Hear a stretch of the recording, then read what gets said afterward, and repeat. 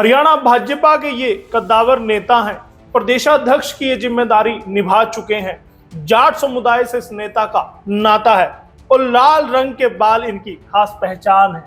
राजनीति में तो नाम कमाया ही, साथ ही सोशल मीडिया पर भी इस नेता की जबरदस्त फैन फॉलोइंग है। काम है इनका राजनीति, नाम है इनका सुभाष बराला। आज के एसएनए में हम हरियाणा भाजपा के इसी कद्दावर नेता सुभाष बराला के बारे में जानें। कैसी रही उनकी राजनीति, कैसा रहा उनका कामकाज, हर एक बात आपको तफसील से बताएंगे, बस कहीं जाइएगा मत। नमस्कार, स्वागत है आपका एसएनए में। भारत आज का वो शो जो खबरों का विश्लेषण करता है। और खबरें होती कौन सी हैं? खबरें वो होती हैं जिनके बारे आप जानना चाहते हैं। वो राजनेताओं के बारे होती है, वो उन नेताओं के बारे होती है जो आपके आसपास हैं और उनके बारे आप स्पेशल न्यूज एनालाइज में जानना चाहते हैं।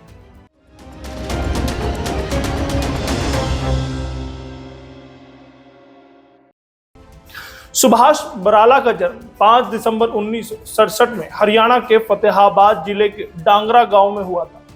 उम्र की बात करें तो फिर बराला वर्तमान समय में 56 वर्ष के हैं। इनके पिता का नाम रामनाथ है।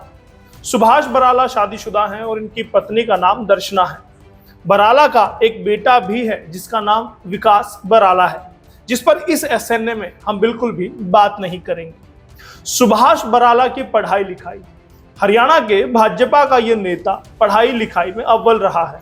स्कूली पढ़ाई के बाद आगे की पढ़ाई के लिए वे दक्षिण भारत के राज्य यानी बेंगलुरु में यानी बेंगलोर गए, जहां उन्होंने HMS पॉलिटेक्निक कॉलेज से पढ़ाई की। बराला ने सिविल इंजीनियरिंग में डिप्लोमा किया। इसके साथ ही एग्रीकल्चर में भी डिप्लोमा बराला ने किया हुआ है। बराला की राजनीति में थी दिलचस्पी। सुभाष बराला की राजनीति में शुरू से ही दिलचस्पी थी, तभी तो पढ़ाई पूरी हो जाने के बाद से वे राजनीति में जुड़े। आज जिस मुकाम पर हैं उससे तो हर कोई वाकिफ ही है। पीएम मोदी के करीबी हैं सुभाष बराला। बराला पीएम नरेंद्र मोदी यानी कि मुख्य प्रधानमंत्री नरेंद्र मोदी के बेहद करीब माने जाते हैं। नरेंद्र मोदी के नेतृत्व में ही बराला ने राजनीति में प्रवेश किया था। उन्हीं के नेतृत्व में बराला ने हरियाणा भाजपा की कमान भी संभाली। पीएम मोदी से नजदीकी के चलते ही बराला को गुजरात में बनने वाले सरदार वल्लभ भाई पटेल स्टैच्यू ऑफ यूनिटी का प्रभारी बनाया गया था। साल 2000 में बने भाजयुमो के सचिव सुभाष बराला भाजयुमो यानी कि भारतीय जनता युवा मोर्चा के सचिव की कमान संभाल चुके हैं। बात साल 2000 की है जब बराला फतेहाबाद भाजयुमो के सचिव बने थे और यहीं से सक्रिय राजनीति की शुरुआत भी हुई थी। फिर साल 2002 में भाजयुमो का प्रदेशाध्यक्ष बनाया गया और फिर इसके बाद तो बराला ने फिर कभी पीछे मुड़कर देखा ही नहीं। लगातार भाजपा में वे आगे बढ़ते ही गए। फिर भाजपा किसान मोर्चा के भी बने अध्यक्ष। सुभाष बराला का कद भाजपा में लगातार बढ़ता ही जा रहा था।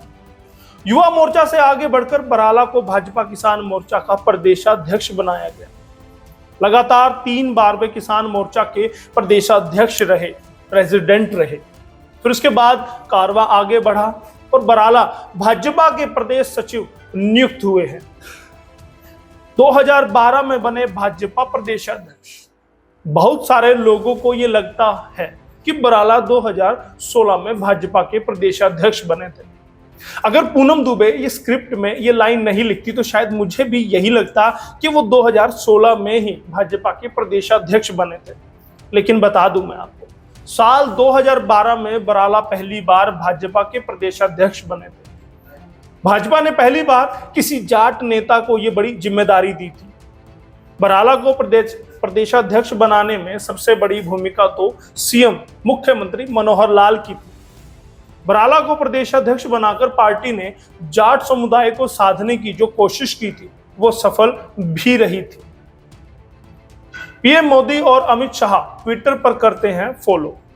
अगर आपको ताज्जुब ना हो तो मैं बताऊंगा कि सुभाष बराला भाजपा के बीच में कितनी पैठ है। अंदाजा इसी बात से लगा लीजिए कि देश के प्रधानमंत्री नरेंद्र मोदी और केंद्रीय गृह मंत्री अमित शाह भी उन्हें सोशल मीडिया पर फॉलो करते हैं। सुभाष बराला की सोशल मीडिया पर फैन फॉलोइंग भी काफी अच्छी खासी है। इनके ट्विटर पेज पर अगर नजर डालेंगे तो फिर देखेंगे कि यहां पर 1,03,000 से ज्यादा फॉलोवर्स हैं। तो वहीं फेसबुक पर 1,33,000 से भी ज्यादा इनके फॉलोअर्स हैं।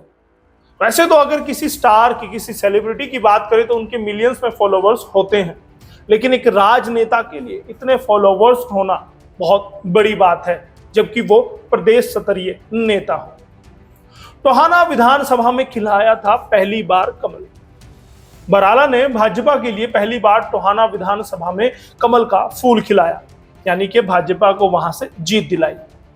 बता दें कि टोहाना विधानसभा सीट फतेहाबाद जिले के अंडर आती है, तहत आती है, और इस सीट पर ज्यादातर कांग्रेस, जनता पार्टी, समता पार्टी, इनेलो पार्टी का दबदबा रहा। अब समता पार्टी से पूनम दुबे का क्या मतलब था, ये मेरी समझ से परे है, लेकिन आप मान लीजिए। लेकिन सुभाष बराला की बदौलत पहली बार साल 2014 के चुनाव में भाजपा का कमल खिला, यानी भाजपा ने टोहाना में अपनी उपस्थिति दर्ज करा दी। और उसके सूत्रधार कौन थे? सुभाष बराला। इसीलिए लगातार भाजपा में उनका कद बढ़ता गया। 49,000 से ज्यादा मिले थे वोट। सुभाष बराला ने जब 2014 का चुनाव लड़ा तब उन्हें टोहाना सीट से भारी भरकम वोट प्राप्त हुए थे। इस सीट पर बराला को 49,000 से ज्यादा वोट मिले थे। उस समय पूर्व मंत्री परमवीर सिंह को पटखनी उन्होंने दी थी, जबकि निशान सिंह जो जजपा पार्टी, जेजेपी पार्टी के प्रदेशाध्यक्ष हैं, उनको भी तकरीबन 8,000 वोटों से उन्होंने हरा दिया था। यानी कि बड़े बड़े धुरंधरों को धूल चटाकर वो जीत दर्ज कर गए थे।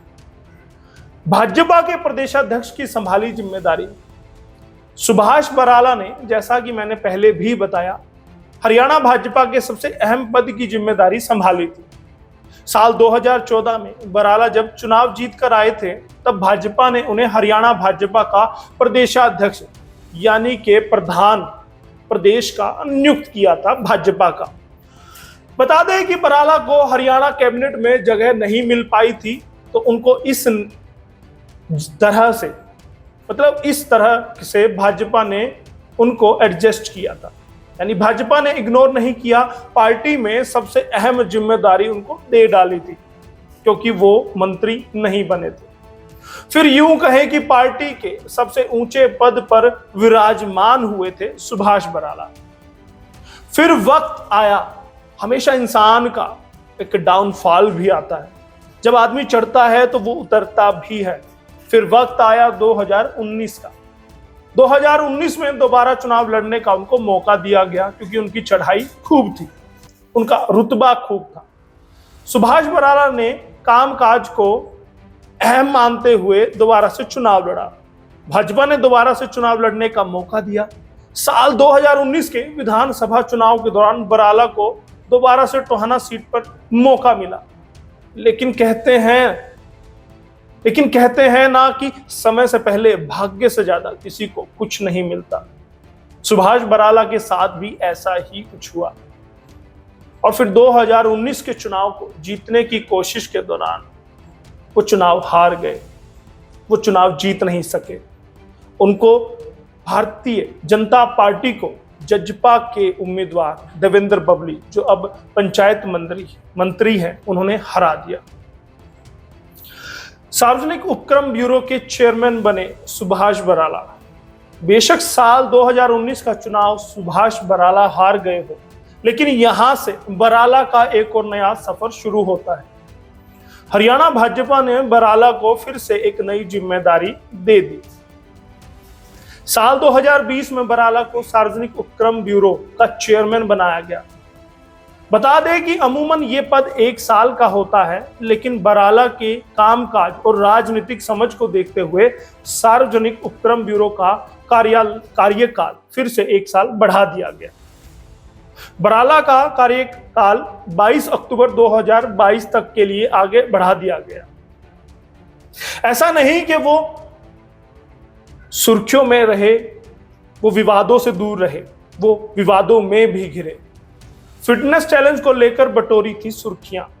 भाजपा नेता सुभाष बराला वैसे तो अक्सर सुर्खियों में बने रहते ही हैं, लेकिन एक फिटनेस चैलेंज को लेकर भी वे चर्चा का कारण बने थे। साल 2018 में जुलाई के महीने में सुभाष बराला ने एक फिटनेस चैलेंज लिया था, जिसमें कि वे भाखड़ा नहर में स्विमिंग यानी कि तैराकी करते देखे गए थे। उसका वीडियो बना, वीडियो वायरल हुआ, जिस पर विवाद हो गया। दरअसल उस समय में भाजपा के बड़े से बड़े नेता जनता को, चाहे वो केंद्र के हों चाहे वो प्रदेश के हों, बड़े से बड़े नेता जनता को फिटनेस के प्रति सजग करने में लगे हुए थे, क्योंकि प्रधानमंत्री मोदी ने ये मुहिम चलाई थी। तो वहीं इस राह पर चलते हुए सुभाष बराला ने भी फिटनेस का चैलेंज दिया और भाखड़ा नहर में कूदकर वे तैरने लगे। सुभाष बराला ने तो वो फिटनेस चैलेंज नजरिए से लिया था कि वो चैलेंज है, लेकिन फिर भी वो विवादों का कारण बना। तो कितना आप सुभाष बराला के बारे आज से पहले जानते थे और कितना इस एसएनए में आपने जाना, हमें जरूर बताइएगा। और आगे अगले एसएनए में किस नेता को आप सुनना चाहते हैं, किसके बारे जानना चाहते हैं और किसकी राजनीतिक सफर, व्यक्तिगत सफर के बारे जानना चाहते हैं, हमें जरूर बताइएगा। और धन्यवाद दीजिएगा एडिटर्स का, आप गौरव राणा का और धर्मेंद्र का धन्यवाद कर सकते हैं जो इस वीडियो को एडिट करते हैं। और स्क्रिप्ट राइटर का जिक्र हम बीच में कर चुके हैं, तो वहां उनका जिक्र करना बेमानी सा मुझे लगेगा। लेकिन कैमरे के पीछे दीपक का मैं धन्यवाद करूंगा, जो बड़ी शिद्दत के साथ इस वीडियो को शूट कर रहे हैं। भले ही वो सोफे पर विराजमान हो, लेकिन फिर भी उनका धन्यवाद रहेगा। देवेंद्र का धन्यवाद। देवेंद्र शास्त्री वो व्यक्ति है जो हमारे वीडियोस को 4 चांद लगाने का काम करता है, क्योंकि थंबनेल से लेके अपलोडेशन तक का सारा काम वो और उनकी टीम करती है। तो वो भी धन्यवाद के पात्र हैं। और धन्यवाद दे सकते हैं कैमरे पर जो व्यक्ति आपको ये रिपोर्ट पढ़कर सुना रहा है, यशपाल कंचन, उनको भी धन्यवाद दे सकते हैं। बहुत बहुत धन्यवाद एसएनए के लिए। मैं यशपाल कंचन, हरियाणा आज, भारत आज के।